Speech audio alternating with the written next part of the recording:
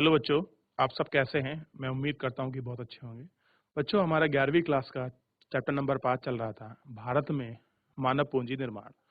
बच्चों, जो हमारा आपका लास्ट लेक्चर हुआ था, हमने उसमें भौतिक पूंजी और मानव पूंजी के बीच अंतर किया और साथ ही में हम लोग आपका आर्थिक जो आपका समृद्धि है, हम लोग उसको पढ़ रहे थे। तो लेक्चर हमारा पूर्ण नहीं हुआ था क्योंकि बीच में समय समाप्त हो गया था। तो जहाँ से हमारा लेक्चर आपका छूट गया है, वहाँ से हम लोग आगे कंटिन्यू करेंगे। फिर भी मैं आपकी जानकारी के लिए बता दूं बच्चों, देखिए जो आर्थिक समृद्धि होती है, आप जनरल रूप से ये समझिए कि आर्थिक समृद्धि आप देश के परिप्रेक्ष्य में अगर आप उसका कंपैरिजन करेंगे, आप उसकी तुलना करेंगे, तो आप देखिए जिस प्रकार आपकी जो घर में जो आपकी इनकम आपकी बढ़ती है, जो आपकी वृद्धि होती है, उसी प्रकार हमारे देश के अंदर जो वास्तविक आय में वृद्धि होती है, हम उसको क्या बोलते हैं? आर्थिक समृद्धि। यानी कि बच्चों, आपके घर परिवार के अंदर, आपके फैमिली के अंतर्गत जितनी आपकी इनकम है, अगर उसमें कुछ ग्रोथ हो जाए, वास्तविक ग्रोथ, उसको हम क्या कहेंगे बच्चों? आर्थिक समृद्धि कहेंगे कि ये घर कैसा है? आर्थिक समृद्धि वाला है, यानी कि कंटिन्यूस उसमें लाभ आपका हो रहा है। उसी तरह हम देश में बात करते हैं कि जो आर्थिक समृद्धि होती है बच्चों, वो आपके वास्तविक क्या होता है बच्चों? वास्तविक लाभ होता है, यानी कि वास्तविक आर्थिक जो आपकी समृद्धि किसी देश के हित में हम उसको देखते हैं। तो बच्चों, ज़्यादा समय न लेते हुए मैं उम्मीद करता हूँ कि आपने सबने अपनी अपनी किताब, कॉपी, पेंसिल अपने सामने लेकर बैठे होंगे और हम लोग देखते हैं टीवी स्क्रीन की तरफ डिजिटल बोर्ड के माध्यम से। तो बच्चों, यहाँ तक मैं कल आपको करा चुका था कि देखिए जो जिस प्रकार आपकी अन्य चीज़ें बहुत ज़रूरी होती हैं, जो आपका हेल्थ है, जो स्वास्थ्य है, वो आर्थिक समृद्धि का भी एक महत्वपूर्ण क्या मानते हैं बच्चों? उसको कारक माना जाता है कि अगर कोई व्यक्ति स्वस्थ है तो वो क्या करेगा? देश की जीडीपी में अपना योगदान करेगा। क्या करेगा? देश की जीडीपी में अपना योगदान करेगा। क्लियर हो गया? और उसके बाद में पढ़ा आता है जो उसका कार्य है, जैसे आपका प्रशिक्षण, बाजार की जानकारी, प्रवसन मतलब एक स्थान से दूसरे स्थान, आपकी शिक्षा, आपका स्वास्थ्य, व्यक्ति की उपजन क्षमता के समृद्धि करना। तो ये सारे ऐसे चीजें हैं जिनके माध्यम से क्या होता है, ये सब आपका महत्वपूर्ण कारक होते हैं आपके देश की जीडीपी में बच्चों। क्लियर हो गया? चलिए अब हम लोग आगे देखते हैं। देखिए, मानव की संवर्धित उत्पादकता या मानव पूंजी न केवल श्रम की उत्पादन को बढ़ाती है, बल्कि यह साथ ही साथ परिवर्तनों को प्रोत्साहित कर नवीन प्रौद्योगिकी को आत्मसात करने की क्षमता को भी विकसित करती है। अब देखिए बच्चों कि जैसे ही हमारी जो मानव आपकी समृद्धि होगी, जब आपकी चीजें बढ़ेंगी, तो इसमें क्या होगा? जो हमारा उत्पादन है वो तो बढ़ेगा ही बच्चों, और साथ में जो हमारा श्रम है, जो हमारी श्रम है, उसके भी उत्पादन में कैसी होगी बच्चों? आपकी बढ़ोतरी होगी। बल्कि उसके साथ साथ क्या होगा? हमें नई जो टेक्नोलॉजी आएगी उसको एक्सेप्ट करने में और उसकी क्षमता विकास करने में क्या होगी? बहुत बड़ा विकास होगा, आपका योगदान होगा। तो यानी कि जो ग्रोथ है टोटल, अल्टीमेटली वो हर क्षेत्र में अपना रूप दिखाएगी, चाहे आपका टेक्नोलॉजी हो, उत्पादन को बढ़ाने में हो, आपकी क्षमता को लेकर हो, इन सब चीजों में वो क्या करेगी? आपका विकसित करेगी, आपका डेवलप करेगी। आगे देखते हैं। शिक्षा समाज में परिवर्तनों और वैज्ञानिक प्रगति को समझ पाने की क्षमता प्रदान करती है। कह रहे कि जो आपकी शिक्षा होती है, एजुकेशन जो होती है बच्चों, देखिए आप लोग शिक्षित हैं, एजुकेशन क्या करती है? समाज में परिवर्तन हो, यानी कि अगर समाज में जो आपका चेंज लाता है, जो समाज में हम जिस समाज में रहते हैं उसमें जो भी आपके बदलाव आते हैं, उस बदलाव में सबसे बड़ा महत्वपूर्ण कौन होता है बच्चों? तो वो होती है शिक्षा। इसमें लिखा है ना, समाज में आपके परिवर्तन और वैज्ञानिक प्रगति को बच्चों, वैज्ञानिक प्रगति को समझ पाने की क्षमता प्रदान करती है। क्लियर हो गया? क्या करती है? क्षमता प्रदान करती है। यानी कि समाज डेवलप करना हो, वैज्ञानिक क्षमता आपकी प्रदान करनी हो, सब किसके माध्यम से होती है? आपकी शिक्षा, जिससे आविष्कारों और नवीन परिवर्तनों में सहायता मिलती है। अब देखिए इन चीजों से क्या होगा? नए आविष्कार, यानी कि नई रिसर्च हमारे सामने आएंगी, नई टेक्नोलॉजी हमें शायद आपका मिल सकती है बच्चों। क्लियर हो गया? और नव परिवर्तनों में सहायता मिलेगी और जो आपके नए जो आपके चेंजेस हैं वो हमें देखने के लिए मिलेंगे। इसलिए शिक्षित श्रम शक्ति का की उपलब्धता नवीन प्रौद्योगिकों को अपनाने में सहायक होती है। कह रहा है कि जो आपकी शिक्षा श्रम है वो क्या होती है, जो नई टेक्नोलॉजी है उसको अपनाने में क्या होती है बच्चों, सहायक होती है। उसमें क्या होती है आपकी, सहायक होती है, यानी कि नई टेक्नोलॉजी को एक्सेप्ट करने में आपकी सहायक होती है। क्लियर है? आगे देखते हैं। मानव पूंजी की वृद्धि के कारण आर्थिक समृद्धि होती है। कह रहे जो आपकी मानव पूंजी है, इस मानव पूंजी के कारण क्या होती है, आर्थिक क्या होती है बच्चों, आर्थिक समृद्धि होती है। आर्थिक समृद्धि होती है। इसे सिद्ध करने के लिए व्यवहारिक साक्ष्य अभी स्पष्ट नहीं है। कह रहे कि जो आपकी मानव पूंजी है और मानव पूंजी के कारण क्या होती है, आर्थिक वृद्धि होती है, आपकी समृद्धि होती है। इसको सिद्ध करने के लिए यानी कि इसको प्रूव करने के लिए क्या नहीं है, अभी तक स्पष्ट हमारे पास व्यवहारिक साक्ष्य नहीं है। यानी कि हम किस व्यवहार में ये माप लें कि जो ह्यूमन कैपिटल है वो इकोनॉमिकल ग्रोथ में सबसे बड़ा अपना रोल प्ले करती है, ऐसा कोई हमारे पास व्यवहारिक रूप से कोई साक्ष्य नहीं है, एविडेंस नहीं है। क्लियर है बच्चों? इसका कारण मापने की समस्याएं हो सकती हैं। कह रहे ये जो आपकी चीजें, इसका क्या कारण है, आपका मापने की समस्याएं हो सकती हैं। क्या हो सकती हैं बच्चों? मापने की समस्याएं आपकी हो सकती हैं, कि जो आपकी मापने में जो आपकी चीजें आएंगी उनमें क्या हो सकता है, इनमें आपकी समस्याएं बच्चों हो सकती हैं आपकी मापने में। उदाहरण के लिए आप कह रहे हैं कि एग्जाम्पल के लिए आप देखिए, स्कूली वर्षों की गणना, कह रहे जो स्कूल हैं उनमें जो आपके वर्षों की क्या करते हैं बच्चों, हम लोग उनकी आपकी गणना करते हैं। शिक्षक और शिक्षार्थी अनुपात और नामांकन दर आदि पर शिक्षा का मापन उनकी गुणवत्ता को आर्थिक रूप से व्यक्त नहीं कर पाता। यानी कि चाहे जो आपके शिक्षक हैं, जो आपके टीचर हैं, और शिक्षार्थी मतलब जो शिक्षा ले रहे हैं, उनका जो अनुपात है और जो उनका नामांकन जो आपका रेट है, उनके आधार पर हम क्या नहीं कर सकते, हम जो आपकी शिक्षा की गुणवत्ता है उसकी क्या नहीं कर सकते बच्चों, उसकी हम मापन नहीं कर सकते, उसके रूप में व्यक्त नहीं कर सकते।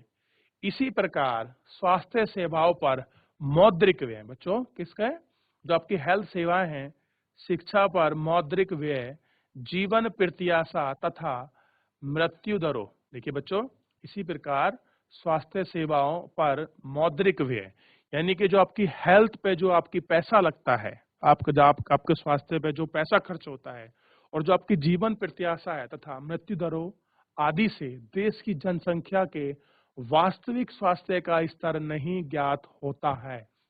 अब देखिए कि अब जो हम अगर हम देश की वास्तविक स्वास्थ्य की बात करें कि भैया देश का वास्तविक स्वास्थ्य रेट क्या है, स्तर क्या है, तो उस स्तर में हम ये नहीं दे सकते कि जो हेल्थ में जो पैसा खर्च हो रहा है वो है, जो जीवन प्रत्याशा वो है, जो आपकी मृत्यु दर है, इसके आधार पर हम जनसंख्या की वास्तविक स्वास्थ्य रेट हम लोग आपका नहीं निकाल सकते। क्या नहीं कर सकते, हम चीजों पे आपकी देश की वास्तविक रेट नहीं निकाल सकते। यदि इन सूचकों का प्रयोग कर विकसित तथा विकासशील देशों में, कह रहा है देखिए इन सूचकों का जो भी हमारे इंडिकेटर हैं, चाहे आपकी मौद्रिक हेल्थ पर मौद्रिक व्यय हो, जीवन आपकी प्रत्याशा हो, मृत्यु दर हो, और देखिए बच्चों इसमें दिया है शिक्षक और आपका शिक्षार्थी का अनुपात, उनका नामांकन, और के आधार पर हम शिक्षा की गुणवत्ता को प्राप्त नहीं कर सकते। ये ऐसे क्या हैं बच्चों, सूचक हैं। देखिए इसमें आपका दिया है ना कि जो आपके सूचक हैं, सूचक का प्रयोग कर विकसित, देखिए ध्यान दीजिए आप लोग, सूचक का प्रयोग कर विकसित तथा विकासशील देशों में शिक्षा स्तरों, शिक्षा व स्वास्थ्य स्तरों और प्रति व्यक्ति आय में सुधारों की तुलना कर तो हमें मानव पूंजी के परिवर्तनों का सहचाई दिखाई पड़ती है, सच्चाई दिखाई पड़ती है। आप देखिए कह रहे कि जो आपके विकासशील देश हैं, आपके विकसित देश हैं, अगर उनकी हम एजुकेशन और हेल्थ स्तर को चेक करें और साथ में जो प्रति व्यक्ति आए हैं उनमें जो आपके सुधार हुए हैं, अगर हम उन सब स्थितियों को चेक करें तो हमें दिखाई देगा कि जो ह्यूमन जो आपकी पूंजी है, जो आपकी मानव कैपिटल है, उसमें हमें जो आपके परिवर्तन है उनकी सच्चाई हमें रूप सामने दिखाई पड़ेगी कि रियलिटी क्या है। अगर हम इनका आपस में कंपैरिजन करें, कौन कौन सा, हेल्थ एजुकेशन और जो आपका प्रति व्यक्ति आय है, और किसमें आपका विकासशील और विकसित आपका देशों में। किंतु प्रति व्यक्ति वास्तविक आय में ऐसी कोई प्रवृत्ति स्पष्ट नहीं होती। कह रहा किंतु फिर भी क्या है कि जो आपकी प्रति व्यक्ति आय है उसमें क्या नहीं होती, उसमें वास्तविक आय में कोई भी जो आपकी प्रवृत्ति है जो उसका उसमें क्या होती है, जो उसका आपका नेचुरल जो आपका तरीका है वो हमें कोई आपका दिखाया नहीं देता। दूसरे शब्दों में कह रहा है वो आपके दूसरे शब्दों में अगर बात करें, विकासशील देशों में कह रहा है जो आपके विकासशील देश हैं, जो आपके डेवलप जो आपकी कंट्रियां हैं, उनमें मानव पूंजी की समृद्धि तो बहुत तेज हो रही है। कह रहे कि विकासशील जो आपके देश है उनमें मानव पूंजी की जो आपकी समृद्धि है वो क्या हो रही है, आपकी बहुत तेज हो रही है। किंतु उनकी प्रति व्यक्ति आय वास्तविक आय की वृद्धि की उतनी तीव्र नहीं है। अब देखिए कह रहा है जो आपके विकासशील है उनमें विकासशील में जो आपकी मानव पूंजी है वो बहुत तेज से क्या हो रही है, विकसित। यानी वहाँ के लोग क्या हो रहे हैं, आप देखिए एजुकेटेड अच्छे हो रहे हैं, हेल्थ की चीजें उन्हें बहुत अच्छी मिल रही हैं और अन्य चीजें जो मिल रही है।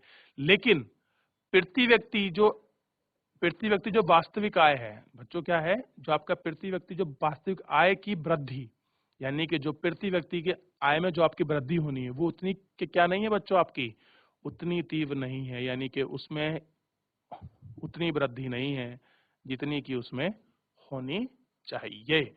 यानी कि मानव पूंजी का जो रेट है ह्यूमन आपका कैपिटल में, आपका डेवलपमेंट कंट्रियों में वो तो बहुत तेज है, लेकिन पर कैपिटल इनकम में अगर बात करें तो वो इतना अच्छा नहीं है। यह मानना तर्क संगत है। कह रहे कि यह मानना आपका लॉजिकल है कि मानव पूंजी और आर्थिक समृद्धि परस्पर एक दूसरे को प्रभावित करते हैं। कह रहे कि जो आपका मानव पूंजी है, क्लियर हो गया, और जो आर्थिक समृद्धि है परस्पर क्या करते हैं, एक दूसरे को बच्चों आपका प्रभावित करते हैं। एक दूसरे को हम लोग क्या करते हैं, आपका प्रभावित। कौन सा बच्चों, चाहे आपका मानव पूंजी हो और चाहे आपका इकोनॉमिकल जो आपकी ग्रोथ है वो हो। अर्थात एक और जहां प्रभावित उच्च आय, देखिए एक और क्या कर रहा है, जो आपकी प्रभावित उच्च आय उच्च स्तर पर मानव पूंजी के सर्जन का कारण बन सकती है। यानी कि एक ऐसी प्रभावित जहां बहुत उच्च आय है, मतलब एक अच्छी इनकम है, स्तर है ऐसा, वो क्या करती है, वो आपके मानव पूंजी को आपका डेवलप करने का कारण बनती है, उसका फैक्टर होती है। क्लियर हो गया। तो दूसरी ओर उच्च स्तर पर मानव पूंजी निर्माण से आय की समृद्धि में सहायता मिलती है। यानी कि एक और तो जो उच्च आय है बच्चों, जो आपकी अच्छी खासी जो आय है वो क्या करती है, एक और वो आपके मानव पूंजी को वो आपका डेवलप करती है। दूसरा चीज देखिए, वो मानव पूंजी के निर्माण के साथ साथ क्या करती है, आय में समृद्धि में भी सहायता मिलती है। यानी कि वो साथ में ह्यूमन कैपिटल भी आपका डेवलप कर रही है और साथ में जो आय है उसकी समृद्धि में भी, उसमें भी क्या कर रही है, ग्रोथ में भी हेल्प कर रही है। तो ये सारी चीजें हमारे सामने आपके निकल कर आ रही हैं।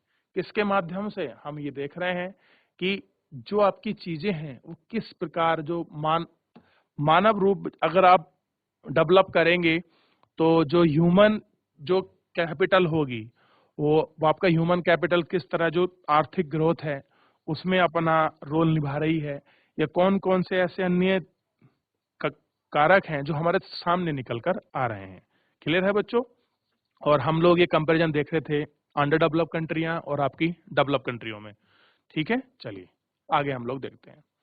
अब देखिए इसी में एक आंसर दिया गया है, भारत ने तो, देखिए बच्चों, भारत ने तो बहुत ही पहले आर्थिक समृद्धि में मानव पूंजी के महत्व को समझ लिया था। कह रहे जो हमारा भारत है उसने क्या कर लिया था बच्चों, बहुत पहले ही जो आर्थिक जो आपकी समृद्धि है उसमें क्या कर लिया था, मानव पूंजी के महत्व को समझ लिया कि इकोनॉमिकल जो ग्रोथ है उसमें सबसे बड़ा योगदान किसका है, ह्यूमन कैपिटल का। किसका योगदान है बच्चों, आपका मानव पूंजी का। किसका योगदान है, आपका मानव पूंजी का। तो इस मानव पूंजी के योगदान को क्या कर लिया था उसने, आपका समझ लिया। और किसने, आर्थिक समृद्धि में, कि आर्थिक समृद्धि में मानव पूंजी का महत्व क्या है। अब देखिए सातवीं पंचवर्षीय योजना में यह कहा गया, अब देखिए क्या कहा गया है। सातवीं पंचवर्षीय योजना, आपने सारी पंचवर्षीय योजनाएं पढ़ी हैं। एक विशाल जनसंख्या वाले देश में तो विशेष रूप से मानव संसाधनों यानी कि बच्चों मानव पूंजी के विकास को आर्थिक विकास की युक्ति में सबसे महत्वपूर्ण स्थान देना ही होगा।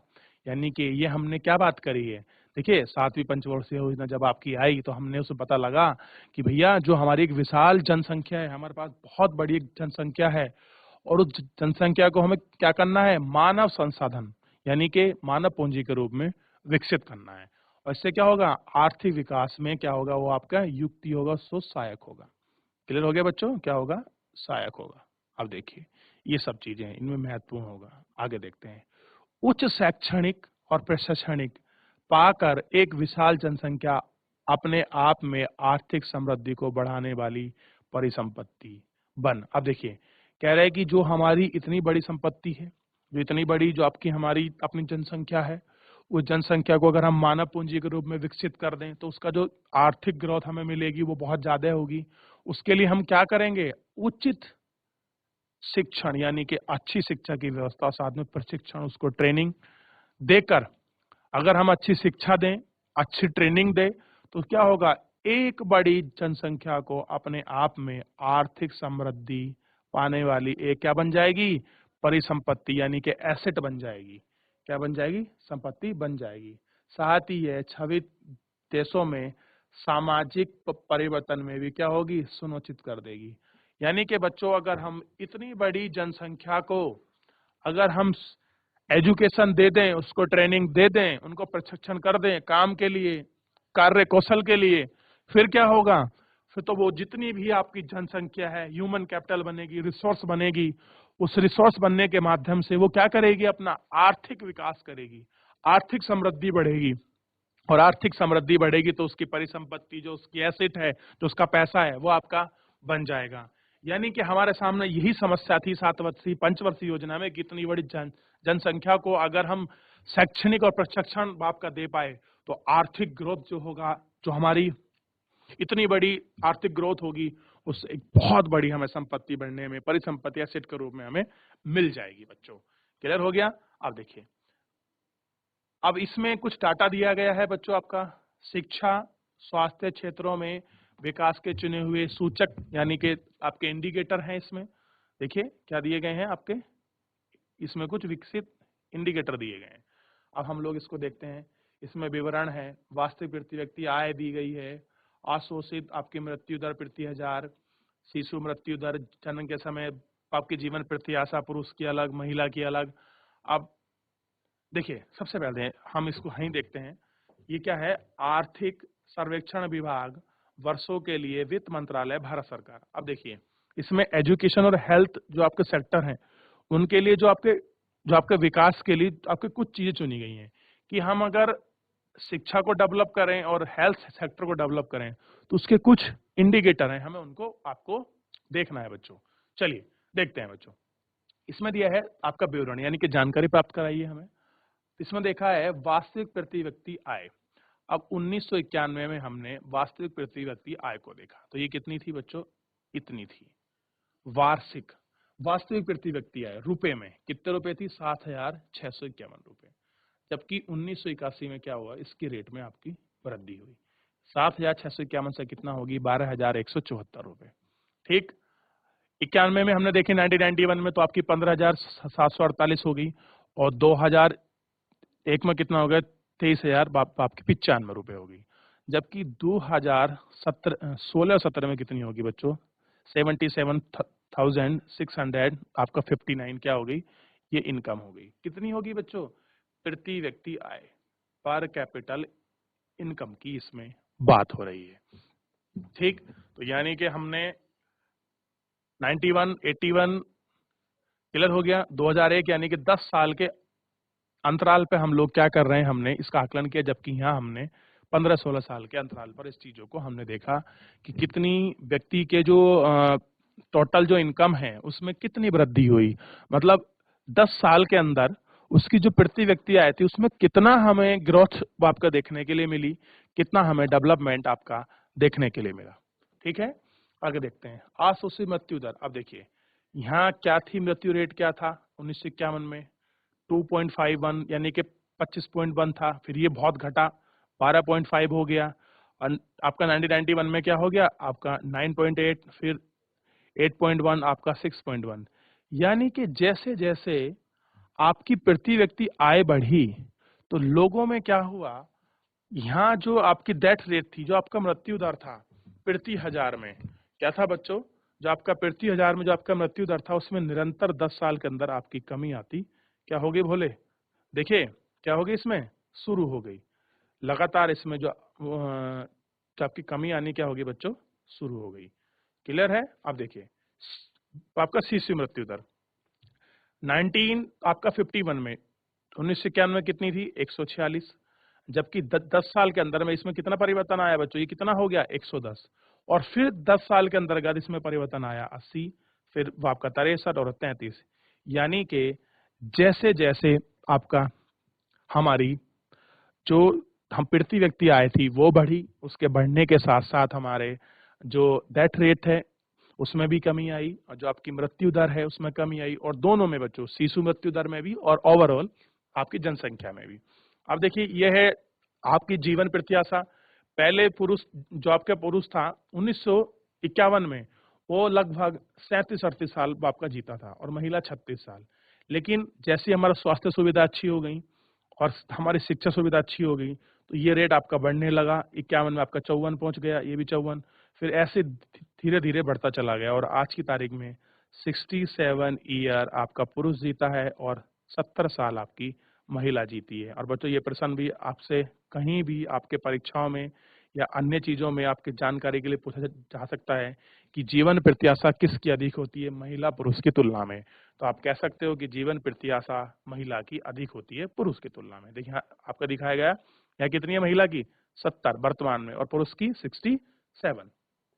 अब एजुकेशन रेट देखिए 51 में कितना था बच्चों, देखिए 16.67, 81 में कितना हो गया आपका 43.57, और आपका 91 में कितना हो गया ये आपका 52.21 हो गया, और 2001 में कितना हो गया आपका 65, और वर्तमान में कितना है 76%। यानी कि बच्चों इन सब डाटाओं को, बच्चों इन सब आंकड़ों को देखकर हमें ये जानकारी प्राप्त लगती है कि जिस प्रकार हमारी भारत सरकार ने अपना प्रयास किया है, हर 10 साल के अंदर उसकी आपका समीक्षा की गई, चाहे आपका शिशु मृत्यु दर में हो, चाहे आपकी ओवरऑल आपकी जनसंख्या में हो, एजुकेशन लिटरेसी में हो, लगातार उन चीजों में हमें अंतर दिखाई दिया। जैसे पहले मृत्यु दर बहुत अधिक थी, लेकिन जैसे जैसे हमारी हेल्थ और एजुकेशन सेक्टर को हमने डेवलप किया, उन सब चीजों में गिरावट आपकी दर्ज शुरू हो गई। तो ये सारे आंकड़े हमें ये दिखाते हैं कि किस प्रकार हमारी जो आर्थिक ग्रोथ है, जो आर्थिक समृद्धि है वो आपका बढ़ रही है। और आर्थिक ग्रोथ और आपका समृद्धि में दो फैक्टर बहुत महत्वपूर्ण होते हैं, एक होता है एजुकेशन और दूसरा होता है हेल्थ, क्योंकि ये दोनों वो ऐसे सेक्टर हैं ऐसे जिनके माध्यम से हम आर्थिक ग्रोथ में सबसे बड़ा योगदान दे सकते हैं। तो बच्चों हमने यही देखा आज के लेक्चर में कि आर्थिक समृद्धि किस प्रकार लाभान्वित है, और अंडर डेवलप और आपके डेवलप कंट्री के बीच क्या अंतर है उनमें अलग अलग चीजों को लेकर। तो बच्चों आज के चैप्टर में केवल इतना ही, और आज के लेसन में ही, बाकी जो ये आपका चैप्टर है आगे मिलते हैं नेक्स्ट लेक्चर में। धन्यवाद, आपका दिन शुभ हो।